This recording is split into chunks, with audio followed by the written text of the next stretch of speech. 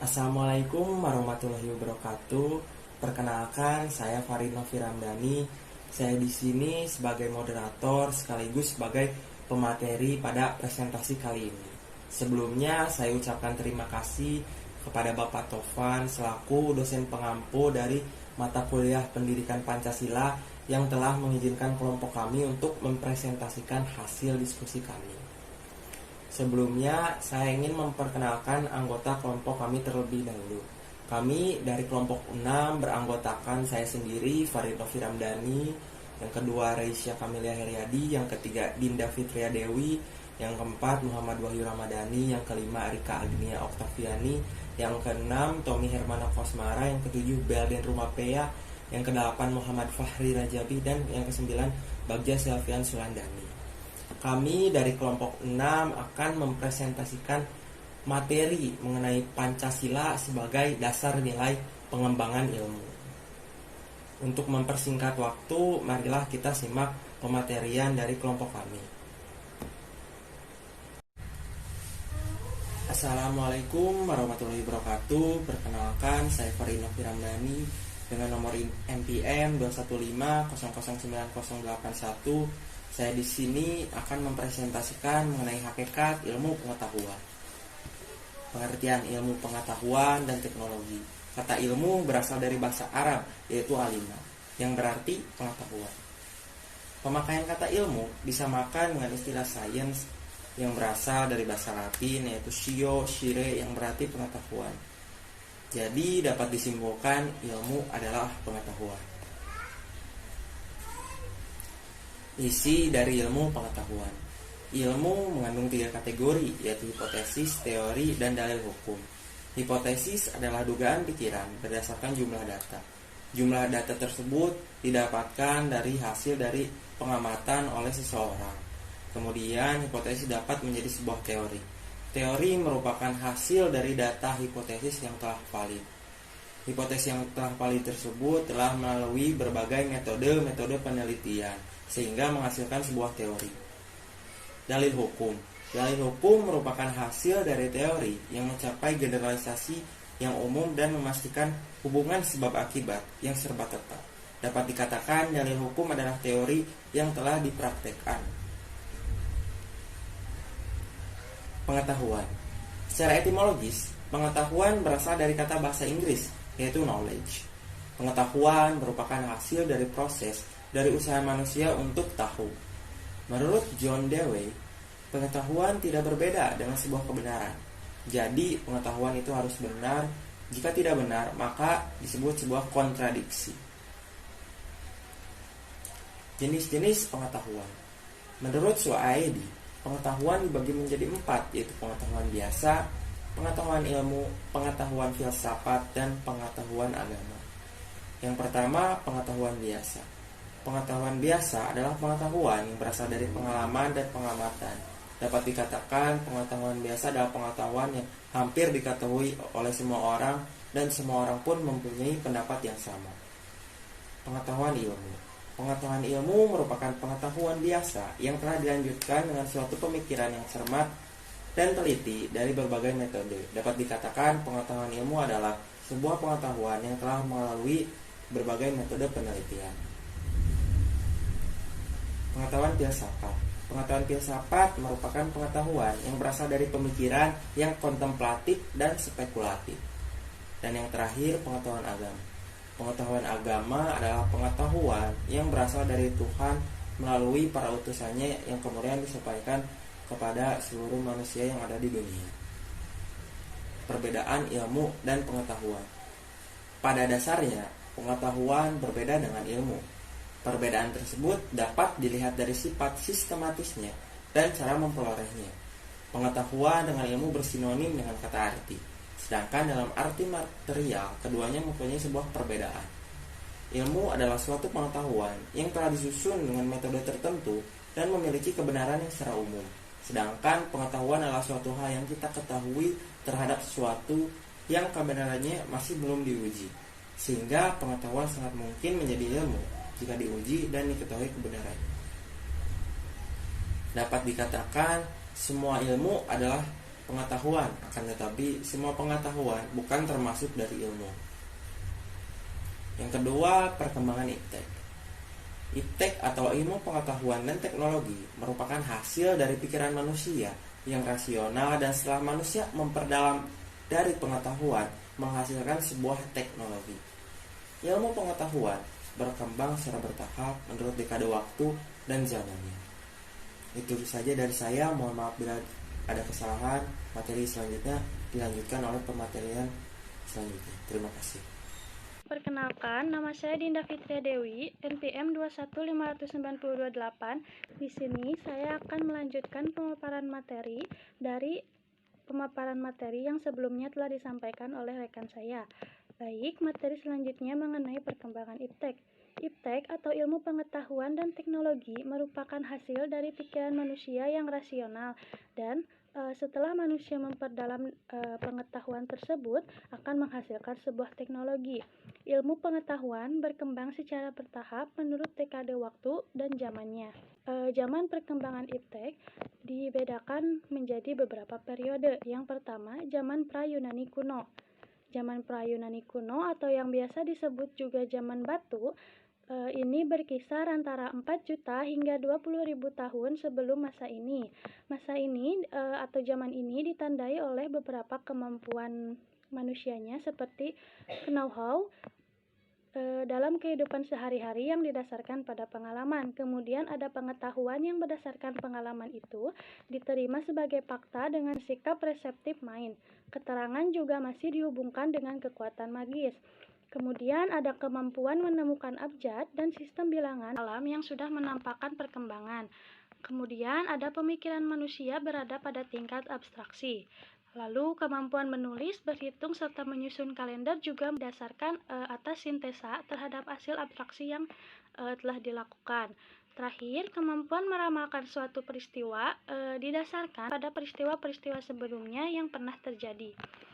Yang kedua, zaman Yunani kuno. Zaman ini dianggap sebagai gudang dari ilmu-ilmu dan filsafat. Mengapa hal ini terjadi? Karena bangsa Yunani pada masa itu tidak lagi mempercayai mitologi-mitologi. Bangsa Yunani juga tidak dapat menerima pengalaman yang hanya didasarkan pada sikap reseptif attitude atau sikap menerima begitu saja, melainkan menumbuhkan sikap an inquiring attitude atau sikap yang senang menyelidiki sesuatu secara kritis. Yang ketiga, ada zaman abad pertengahan. Nah, pada zaman ini para ilmuwan sudah muncul. Para ilmuwan pada masa ini hampir semuanya adalah para teolog, sehingga aktivitas ilmiah berkaitan dengan aktivitas keagamaan. Kemudian untuk semboyan yang berlaku bagi ilmu pada masa ini adalah ensiladeologia atau abdi agama. Yang selanjutnya adalah zaman Renaissance. Zaman ini ditandai sebagai era kebangkitan kembali pemikiran yang bebas dari dogma-dogma agama. Renaissance ini adalah zaman peralihan di mana kebudayaan abad pertengahan mulai berubah menjadi suatu kebudayaan yang lebih modern. Manusia pada zaman ini adalah manusia yang merindukan pemikiran yang bebas. Manusia pada zaman ini ingin mencapai kemajuan atas hasil dari usaha sendiri, tidak didasarkan atas campur tangan ilahi. Penemuan-penemuan ilmu pengetahuan modern juga sudah mulai dirintis pada zaman ini. Ilmu pengetahuan yang berkembang maju pada masa ini misalnya adalah bidang astronomi. Tokoh-tokoh yang terkenal juga ada seperti Roger Bacon, Copernicus, Johannes Kepler, dan Galileo Galilei. Baiklah, di sini saya akan menjelaskan pengetahuan pada zaman modern. Zaman modern ditandai dengan berbagai penemuan dalam bidang ilmiah. Perkembangan ilmu pengetahuan pada zaman modern sesungguhnya sudah dirintis zaman Renaissance, seperti tokoh terkenal sebagai bapak filsafat modern, yaitu René Descartes, juga seorang ahli ilmu pasti. Penemuannya ini dalam ilmu pasti ialah sistem koordinat yang terdiri dari dua garis lurus, yaitu X dan Y dalam bidang datar. Begitu juga dengan tokoh Bapak Isaac Newton dengan temuannya yaitu teori gravitasi.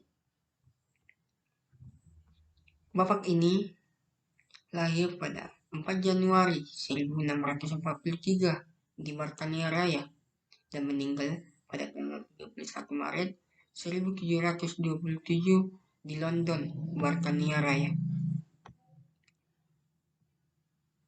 Charles Darwin dengan teorinya struggle for life atau perjuangan untuk hidup. Charles Darwin lahir pada 12 Februari tahun 1809 dan wafat pada tanggal 19 April 1882. Charles Darwin adalah seorang naturalis dan ahli geologi Inggris.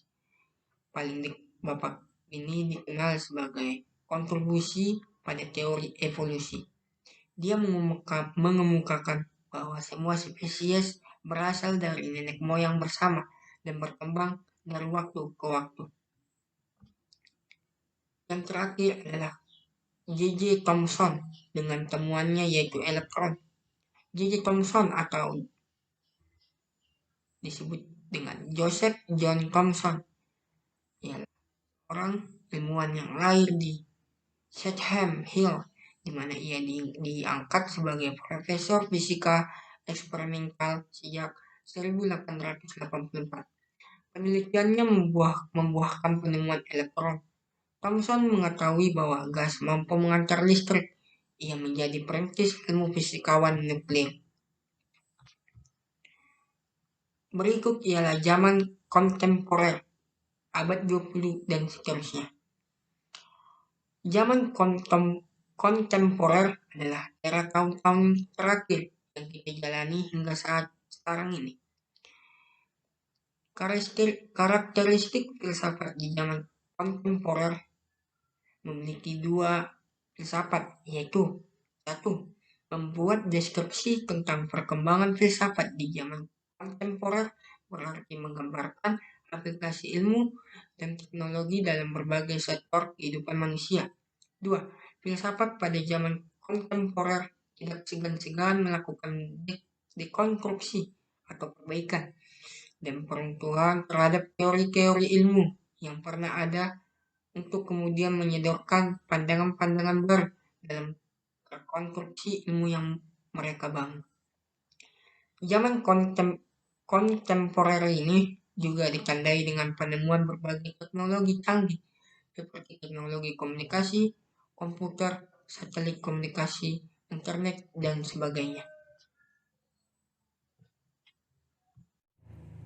Perkenalkan, nama saya Rika Agnia Oktaviani dengan NPM 215009013. Di sini saya akan melanjutkan pematerian Pancasila sebagai dasar pengembangan ilmu pengetahuan dan teknologi atau IPTEK. Pancasila sebagai ideologi bangsa merupakan kristalisasi nilai-nilai adat istiadat, budaya, dan agama dari bangsa Indonesia. Pancasila sebagai ideologi bangsa Indonesia mengakomodir seluruh aktivitas kehidupan bermasyarakat, berbangsa, dan bernegara. Demikian pula halnya dengan aktivitas ilmiah. Oleh karena itu, perumusan Pancasila sebagai paradigma ilmu bagi aktivitas ilmiah di Indonesia merupakan sesuatu yang bersifat niscaya atau diperlukan. Bangsa Indonesia memiliki akar budaya dan religi yang kuat dan tumbuh sejak lama dalam kehidupan bermasyarakat. Sehingga manakala pengembangan IPTEK tidak didasari dengan ideologi bangsa, sama halnya dengan membiarkan perkembangan IPTEK tanpa arah dan orientasi yang jelas. Nilai-nilai Pancasila sebagai dasar pengembangan IPTEK. Yang pertama, nilai ketuhanan. Sila pertama, ketuhanan yang Maha Esa. Sila ini memberikan dasar bahwa IPTEK tidak hanya memikirkan apa yang dibuktikan, apa yang ditemukan, dan apa yang diciptakan, tetapi juga harus dipertimbangkan dengan maksud dan tujuannya. Apakah merugikan manusia serta alam sekitarnya, karena pengolahan harus diimbangi dengan pelestarian. Sila ini menempatkan manusia di alam semesta bukan hanya sebagai pusatnya, melainkan sebagai bagian yang sistemik dari alam yang diolahnya. Yang kedua, nilai kemanusiaan. Sila kedua, kemanusiaan yang adil dan beradab. Sila kedua ini memberikan dasar-dasar moralitas, bahwa manusia dalam mengembangkan iptek haruslah dengan cara-cara yang beradab, harus berdasarkan pada hakikat, tujuan, dan kesejahteraan manusia. Iptek bukan hanya untuk kesombongan, kecongkakan, dan keserakahan manusia, tetapi untuk meningkatkan harkat dan martabat manusia. Sekian yang bisa saya sampaikan. Terima kasih. Assalamualaikum warahmatullahi wabarakatuh. Perkenalkan, nama saya Bagja Salvian Surandani dengan NPM 215009510. Di sini saya akan melanjutkan materi mengenai nilai-nilai Pancasila sebagai pengembangan ilmu. Poin ketiga yaitu nilai persatuan sebagai dasar pengembangan ilmu. Sila ketiga merupakan persatuan Indonesia. Dalam sila ini mendasari bahwa iptek hendaknya dapat menumbuhkan rasa nasionalisme, rasa kebesaran bangsa, serta rasa keluhuran bangsa sebagai bagian dari umat manusia di dunia. Poin keempat, nilai kerakyatan sebagai dasar pengembangan ilmu. Sila keempat yang merupakan kerakyatan yang dipimpin oleh hikmat kebijaksanaan dalam permusyawaratan perwakilan. Dalam sila ini mendasari bahwa pengembangan iptek itu haruslah bersifat demokratis, artinya ilmuwan memiliki kebebasan untuk mengembangkan iptek. Namun ilmuwan juga harus menghormati dan menghargai kebebasan orang lain serta memiliki sikap yang terbuka untuk dikritik, dikali ulang maupun dibandingkan dengan penemuan dari teori lainnya. Poin kelima yaitu nilai keadilan sebagai dasar pengembangan ilmu. Sila kelima yang merupakan keadilan sosial bagi seluruh rakyat Indonesia. Sila ini sebagai dasar dalam pengembangan iptek dalam menjaga keseimbangan keadilan dalam kehidupan manusia, yaitu keseimbangan keadilan dalam hubungannya dengan dirinya sendiri dan manusia dengan Tuhannya, serta antara manusia dengan manusia lain, manusia dengan masyarakat, bangsa dan negara, serta manusia dengan alam lingkungannya. Assalamualaikum warahmatullahi wabarakatuh. Perkenalkan, nama saya Tommy Herman Akosmara, NPM 215009051. Di sini saya akan menjelaskan materi mengenai urgensi kedudukan Pancasila sebagai dasar pengembangan iptek.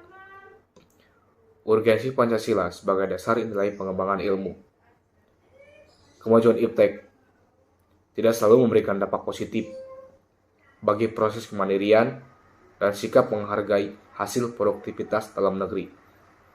Bahkan tidak jarang, karena kemajuan tersebut, generasi muda kita mulai kehilangan spirit yang sudah tertanam sejak dahulu kala. Kehilangan spirit ini boleh jadi dikarenakan oleh romantisme budaya yang semakin berkembang akibat tergerus oleh implikasi globalisasi yang syarat dengan kebebasan. Assalamualaikum warahmatullahi wabarakatuh. Perkenalkan, nama saya Risha Kamilia Heriadi dengan NPM 215009072. Saya akan melanjutkan pematerian tentang kedudukan Pancasila sebagai landasan kebijakan pengembangan iptek. Menurut sastra prateja, setiap ideologi negara harus mampu. Kedudukan Pancasila sebagai landasan kebijakan pengembangan iptek ada beberapa, yaitu diantaranya yang pertama, pengembangan ilmu pengetahuan harus menghormati keyakinan religius masyarakat, karena dapat saja penemuan ilmu yang tidak sejalan dengan keyakinan religius.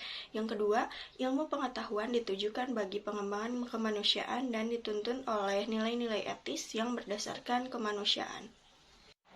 Yang ketiga, iptek merupakan unsur yang menghomogenisasikan budaya sehingga merupakan unsur yang mempersatukan dan memungkinkan komunikasi antar masyarakat. Membangun penguasaan iptek melalui sistem pendidikan ini merupakan sarana untuk memperkokoh kesatuan dan membangun identitas nasional. Yang keempat, prinsip demokrasi akan menuntut bahwa penguasaan iptek harus merata ke semua masyarakat, karena pendidikan merupakan tuntutan seluruh masyarakat. Yang kelima, kesenjangan dalam penguasaan iptek harus dipersempit terus-menerus sehingga semakin merata sebagai konsekuensi prinsip keadilan sosial. Masih menurut pendapat sastra Prateja, Pancasila sebagai landasan etika pengembangan iptek adalah sebagai berikut. Yang pertama, iptek terlebih yang menyangkut manusia haruslah selalu menghormati martabat manusia, misalnya dalam rekayasa genetik. Yang kedua, iptek haruslah meningkatkan kualitas hidup manusia, baik sekarang maupun di masa depan. Yang ketiga, pengembangan iptek hendaknya membantu pemekaran komunitas manusia, baik lokal, nasional, maupun global. Yang keempat, iptek harus terbuka untuk masyarakat lebih-lebih yang memiliki dampak langsung kepada kondisi hidup masyarakat. Yang kelima, iptek hendaknya membantu penciptaan masyarakat yang semakin lebih adil. Konsep Pancasila sebagai dasar nilai pengembangan ilmu mengacu pada beberapa jenis pemahaman, yaitu diantaranya sebagai berikut. Yang pertama, setiap ilmu pengetahuan dan teknologi atau iptek yang dikembangkan di Indonesia haruslah tidak bertentangan dengan nilai-nilai yang terkandung dalam Pancasila. Yang kedua, setiap ilmu pengetahuan dan teknologi atau yang disebut dengan iptek ini yang dikembangkan di Indonesia harus menyertakan nilai Pancasila sebagai faktor internal pengembangan ilmu pengetahuan itu sendiri. Yang ketiga, nilai-nilai Pancasila berperan sebagai rambu normatif bagi pengembangan iptek di Indonesia. Artinya, mampu mengandalkan iptek agar tidak keluar dari cara berpikir dan cara bertindak dari bangsa Indonesia. Yang keempat, setiap pengembangan ilmu pengetahuan dan teknologi harus berasal dari budaya dan ideologi bangsa Indonesia sendiri atau yang lebih dikenal dengan istilah indigenisasi ilmu atau disebut mempribumikan ilmu. Sekian pematerian dari saya. Terima kasih. Wassalamualaikum warahmatullahi wabarakatuh. Assalamualaikum warahmatullahi wabarakatuh. Perkenalkan, nama saya Muhammad Wahyu Ramadan dari kelompok 6 dengan nomor NPM 215009091. Di sini saya akan menjelaskan alasan diperlukannya Pancasila sebagai dasar nilai pengembangan ilmu.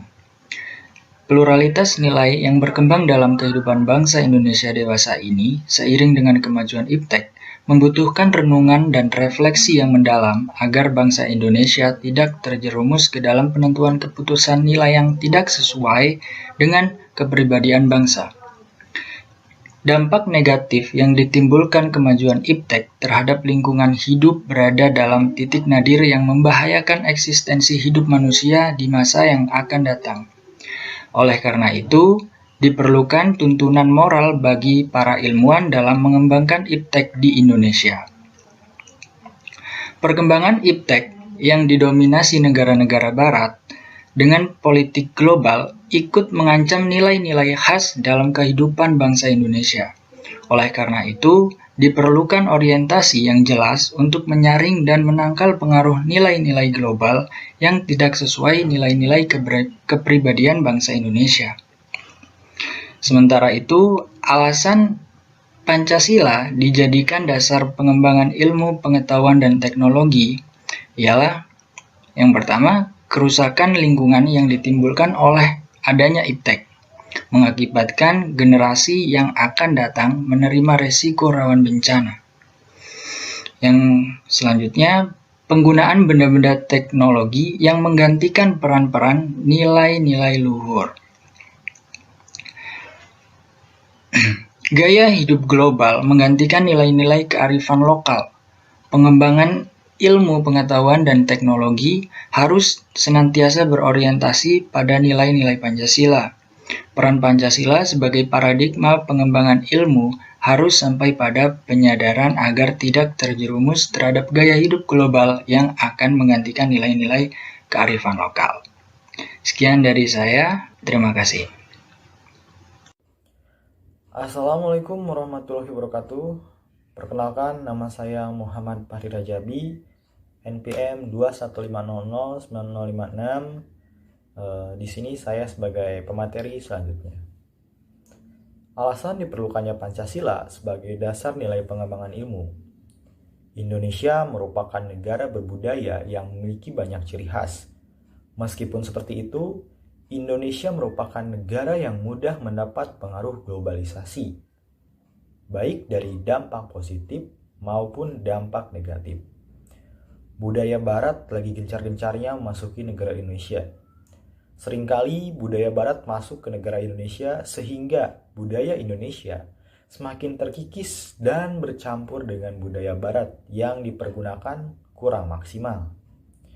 Sehingga masyarakat Indonesia menerima mentah-mentah budaya Barat tersebut. Padahal belum tentu budaya Barat yang dianggap modern itu sesuai dengan etika maupun norma yang berlaku di Indonesia. Gaya hidup global menggantikan nilai-nilai kearifan lokal. Pengembangan ilmu pengetahuan dan teknologi harus senantiasa berorientasi pada nilai-nilai Pancasila. Peran Pancasila sebagai paradigma pengembangan ilmu harus sampai pada penyadaran agar tidak terjerumus terhadap gaya hidup global yang akan menggantikan nilai-nilai kearifan lokal. Lalu, dinamika dan tantangan Pancasila sebagai landasan pengembangan IPTEK. Ada kapitalisme yang sebagai penguasai perekonomian dunia termasuk Indonesia. Akibatnya, ruang bagi penerapan nilai-nilai Pancasila sebagai dasar pengembangan ilmu menjadi sangat terbatas. Lalu ada globalisasi yang menyebabkan lemahnya daya saing bangsa Indonesia dalam pengembangan IPTEK, sehingga Indonesia lebih berkedudukan sebagai konsumen daripada produsen dibandingkan dengan negara-negara lain. Hal ini dalam dunia IPTEK harus terus dikembangkan, karena IPTEK sekarang adalah titik tumpu atau suatu acuan dalam negara maju. Lalu ada konsumerisme, menyebabkan Indonesia menjadi pasar bagi produk negara lain yang lebih maju. Banyak negara yang melirik Indonesia sebagai pasar yang sangat besar karena mengingat penduduknya itu sangat besar sekali. Oleh karena itu, konsumerisme Indonesia sangat besar untuk saat ini. Lalu ada pragmatisme yang berorientasi pada 3 ciri, yaitu workability atau keberhasilan, satisfaction atau kepuasan, dan result ataupun hasil, mewarnai perilaku kehidupan sebagai besar masyarakat Indonesia. Seperti itu yang bisa saya sampaikan, saya kembalikan kepada moderator. Baik, itulah hasil presentasi dari kelompok 6. Mohon maaf bila ada kesalahan dan terima kasih atas perhatiannya. Wassalamualaikum warahmatullahi wabarakatuh.